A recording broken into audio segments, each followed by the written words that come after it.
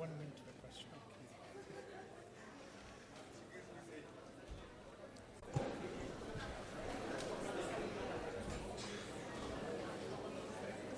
Go ahead, Prof. Okay.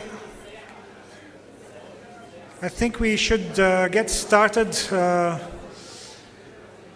As you have seen on your program, we have this panel discussion which is going to be dealing with questions about neoadjuvant treatment, which is one of the very important topics in breast cancer, certainly in this particular area.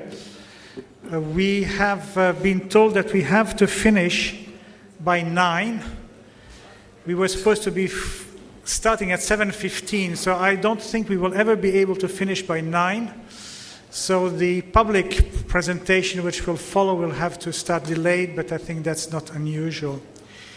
We will, because of time constraints, be obliged to refrain from too many comments.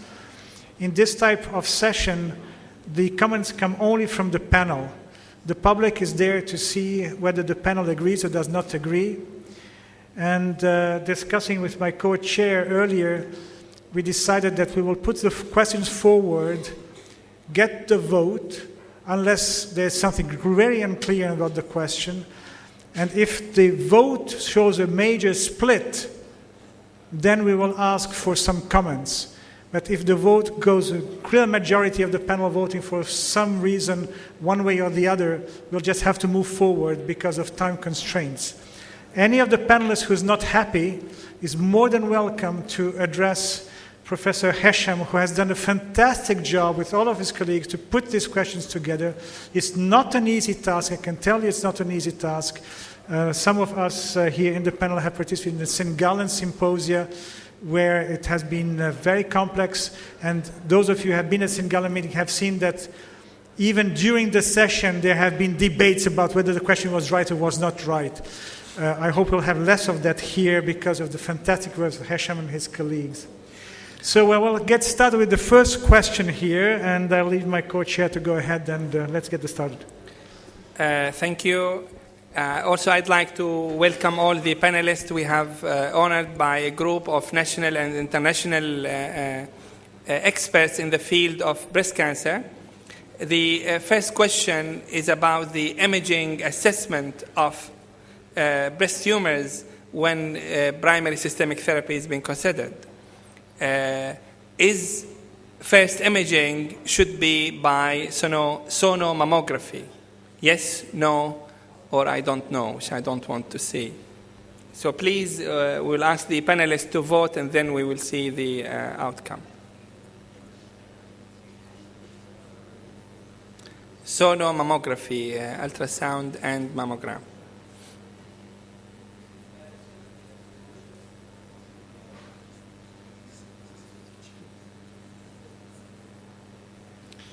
Okay, no discussion about this particular question. Thank you very much. Next question. Question number 2. The first imaging assessment of the primary breast tumor in the patient planned to receive primary systemic therapies, contrast enhanced MRI. Yes, no, abstain. No age limit, just MRI as first assessment.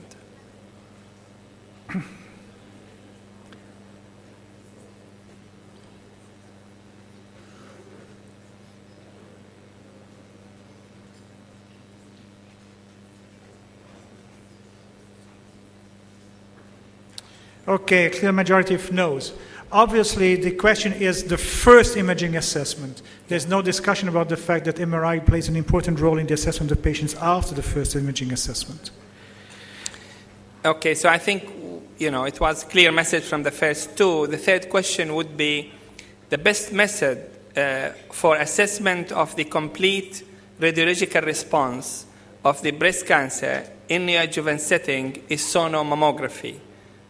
The best method to assess CR radiologically is sonomammography. If you can vote, please. Yeah.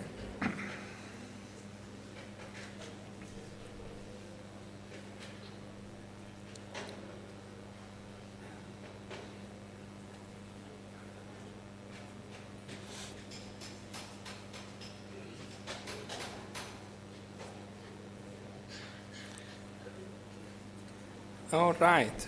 So 2/3 of the panelists think sonomammography is not the best method, and 1/3 say it's yes. Do you need So let's go to the fourth question, because it might answer why this answer. So the best method for assessment of the complete radiological response of the breast carcinoma to neoadjuvant chemotherapy is contrast MRI imaging. So let's see what happens now.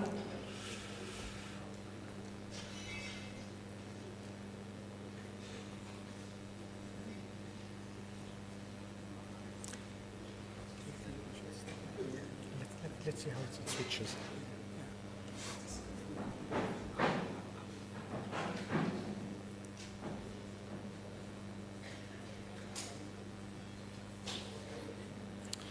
So you see it's exactly the reverse from the previous. Obviously there is a 2/3, 1/3 in favor of one of the two methods as the best method. So maybe we could open, just because of this not very, even though quite clear for elections, vote. Is any of the panelists willing to make a comment on... yes, Dr. Yes. Cameron, go ahead. I think you need to do mammography. We haven't done any mammography yet. Now, we may have done it at baseline, but if you're planning your surgery, you need to know whether there are residual calcifications.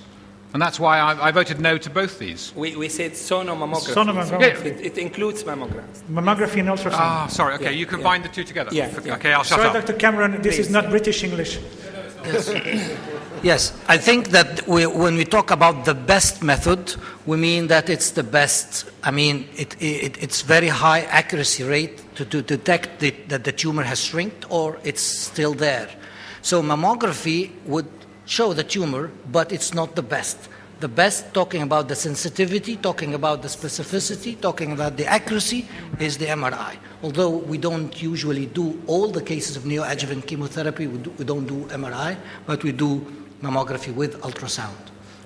Well, thank you very much. We'll stop the comments Matti, here. I think they're very clear. Sorry, no. And we have to move to question number 5. Make it more complicated. Bet in the follow-up of breast cancer and the neoadjuvant chemotherapy could be incorporated, especially for evaluation of the axilla. That's a tough one.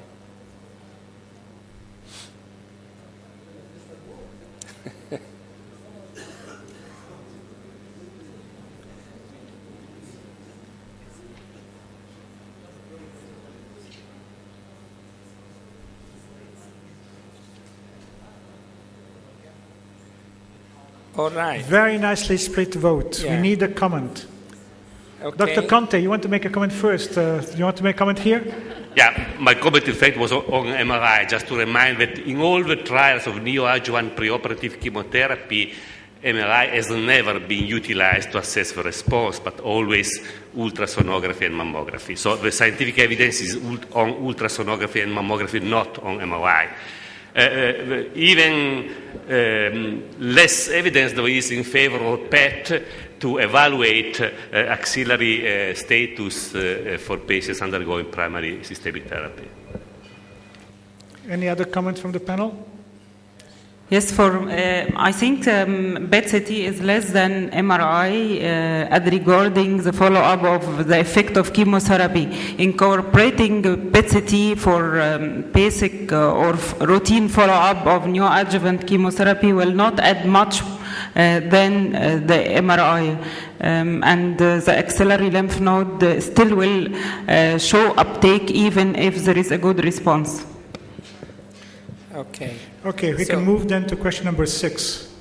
Assessment of the response to neoadjuvant chemotherapy should be done after the end or at the change in sequential regimens. Yes, no, abstain.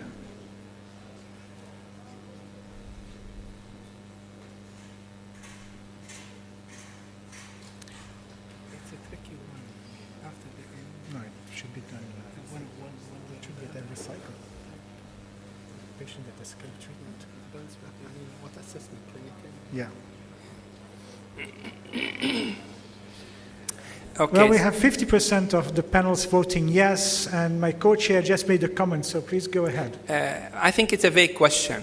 Assessment, what do we mean? Do we need clinical assessment? I think it should be done after each cycle. Are we talking about radiological assessment? Then, it should be done after the end or at the change in sequential regimen. Again, is it the end or the sequential regimen? Usually, what we do in the clinical practice is actually we evaluate clinically with each cycle, and after 4 or 3 cycles, you do ultrasound or mammography, and then at the end of it, before surgery, we do one. I think maybe that's reflected by why 50% yes, up to 20% say they don't know what to do. I think it reflects the sort of vagueness of the question itself. I think what's need to be done is clear. Dr. Sardin, we can add the word radiological before assessment. It's better. I think it's radiologic. I think it should be radiological assessment of response. And I don't know what you feel. If I say radiological assessment, how would you change the? Anyone who will say no after the change in sequential regimen, for example? Absolutely. Both, I think. Who will not do at a change of regimen? Anyone in the panel who will not do assessment after the change of regimen? So we all do it. At the end of therapy, we all do it. So I think it's a clear answer. Let's move to question number 7. This is something that medical oncologists tend to forget every time. The CLIP marker should be placed in all cases of breast carcinoma before starting neoadjuvant chemotherapy if conserving breast surgery is planned, except IBC, and in cancers associated with microcalcifications. Yes, no, abstain.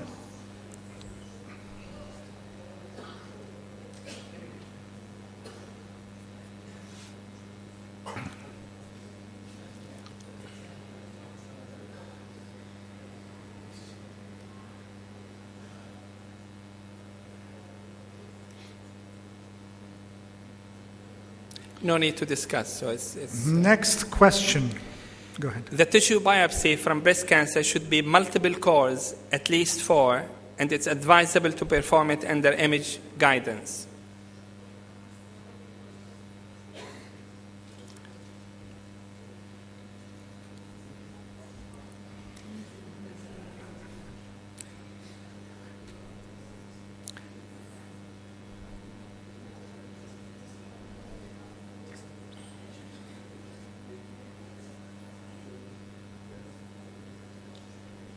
Again, clear answer, no need to discuss, I think.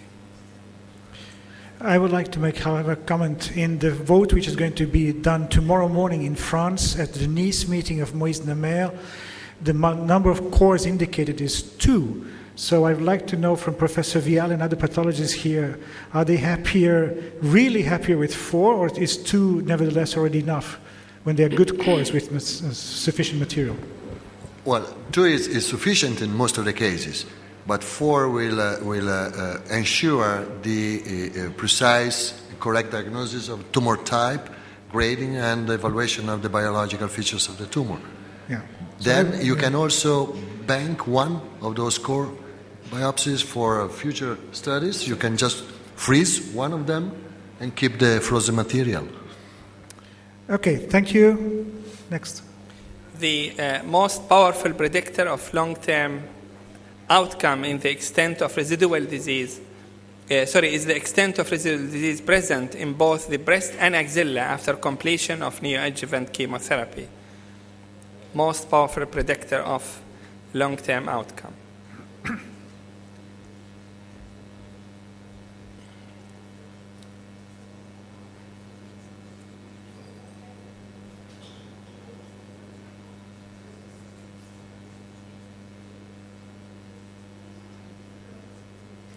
Okay, so PCR is the most important sort of prognostic outcome. I would just like to remind that this is after neoadjuvant chemotherapy. As you well know, this is not true in the situation after neoadjuvant hormone therapy. Number 10, multifocality. The presence of more than one lesion in one quadrant of the breast and or less than 2 centimeters apart is not a contraindication for conservative surgery. Or not less. Not okay.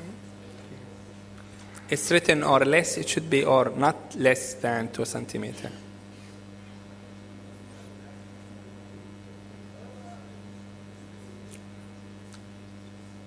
We are talking about multifocality in one quadrant. Okay? Excellent. We can continue. Question number 11. Now, multicentricity in breast cancer is considered as an absolute contraindication for breast conservative therapy after neoadjuvant chemotherapy.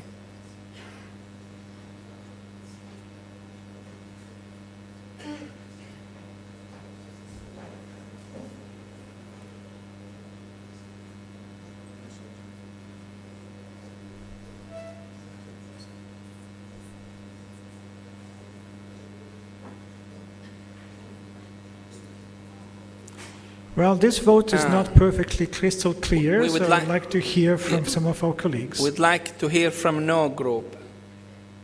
Anyone from the no? I voted no, Yep. because especially if you assess multicentricity by MRI, for instance, I simply ignore any additional information given by MRI on multicentricity in comparison to the primary tumor.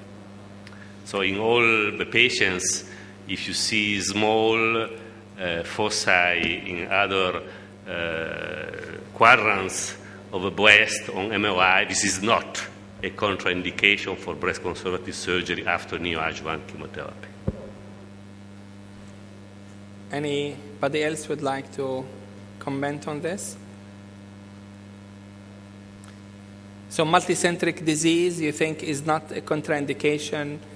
It depends, of course, how it has been assessed. Let's say you have taken biopsy from both quadrants and both are positive, because it did not say MRI multicentricity, it's just multicentric. Well, of course, if you have a multicentric disease with multiple nodules accessible by ultrasonography or by mammography, it's a different situation. It depends from the size and from the biological characteristics of other foci of a tumor. Prof, please, yeah. I assume that it depends on the size, on the site of the multicentric disease, on the size of the breast, and on the surgeons. Okay. Shall we move to question number 12? Diffuse microcalcification, if previously confirmed to be DCIS, throughout the breast is considered a contraindication for conserving therapy after neoadjuvant chemotherapy.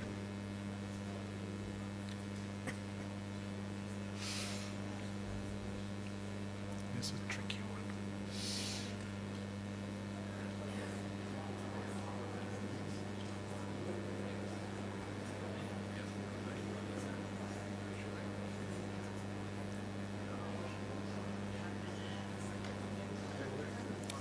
Made it easy, so. Okay. I think we move to the next one. Do you want to? No. Okay, we move to the second question. High nuclear grade is usually associated with a favorable response to neoadjuvant chemotherapy.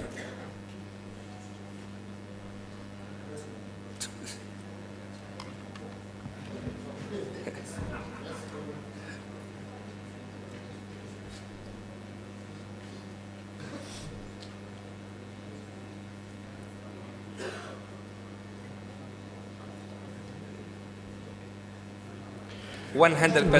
100%. Wow. Okay, next question. 14.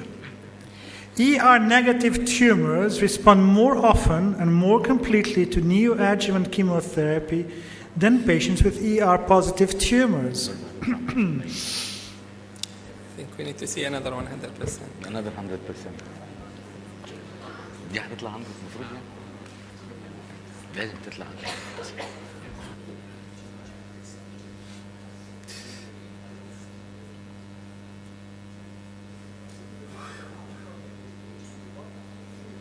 Second 100%. Hesham, bravo. 15. Go ahead. Ki-67 evaluation is advisable before primary systemic therapy. Advisable.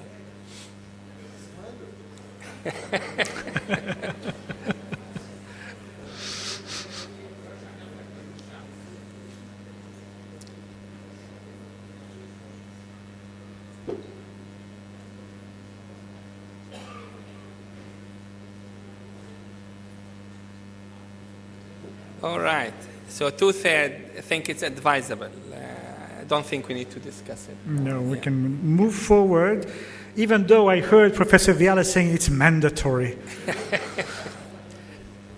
Question 16.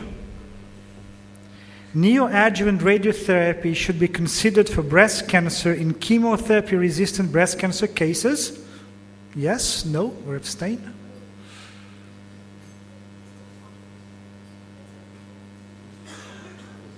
Should be considered.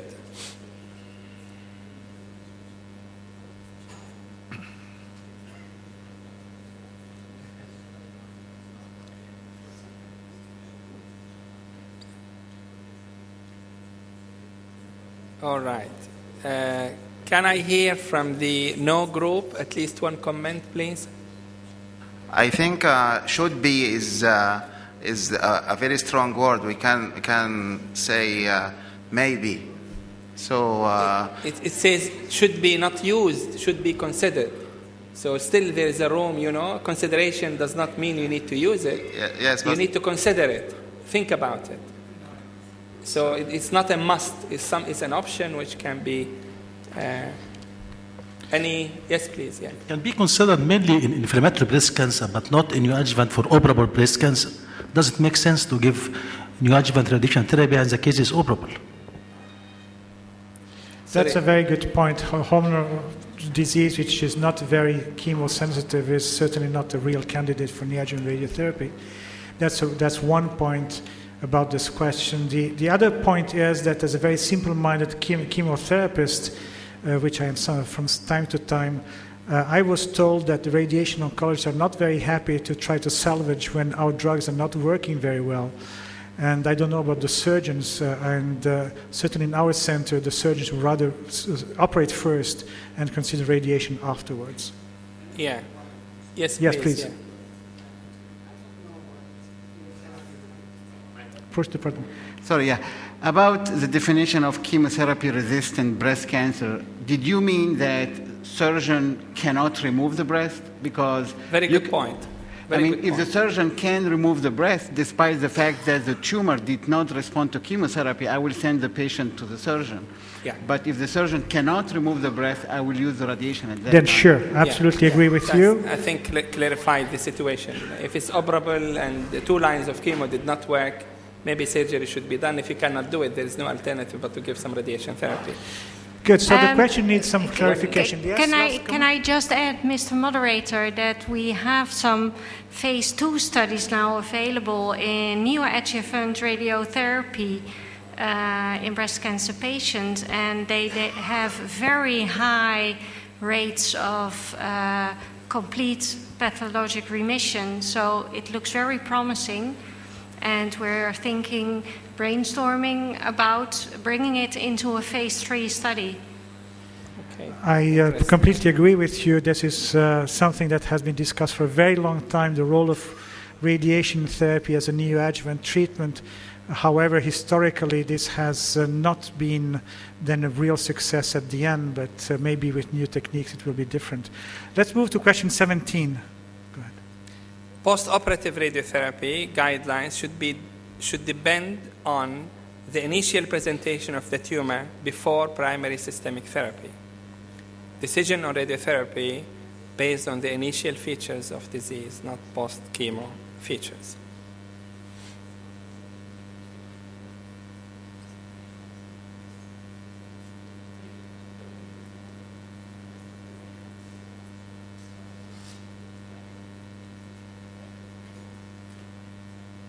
Again, I think it's a straightforward, no need to stop at it. Please. Question 18.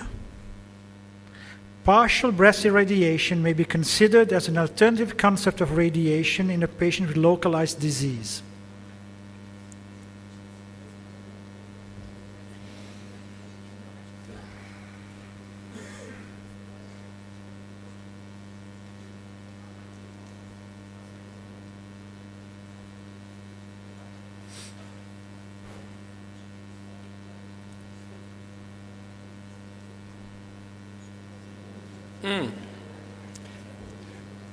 So, the radiation oncologist, can you please make a comment?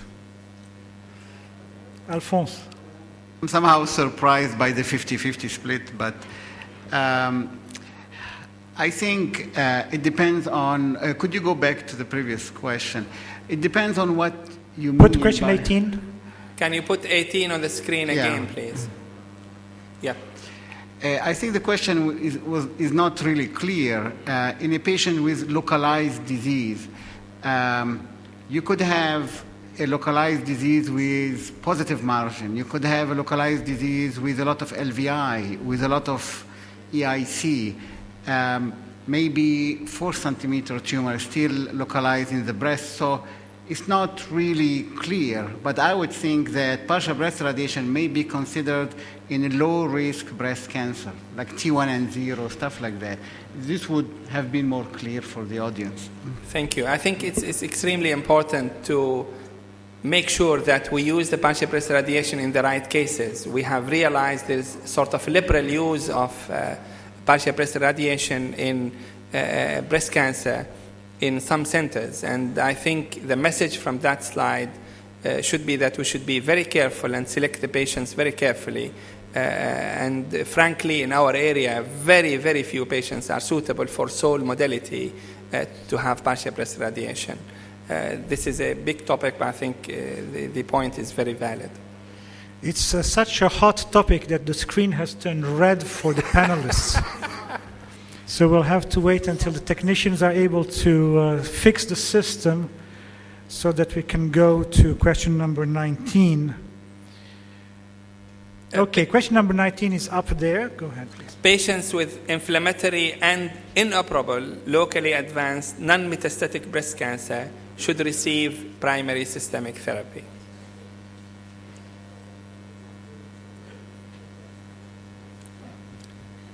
I think we need to see another 100%. We should hope so.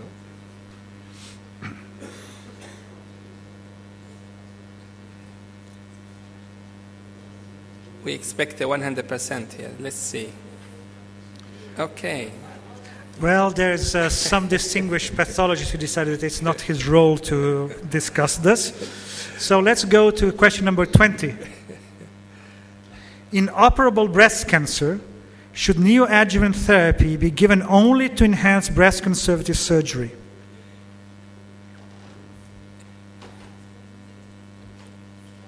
i.e., will you use neoadjuvant chemotherapy in relatively small tumors?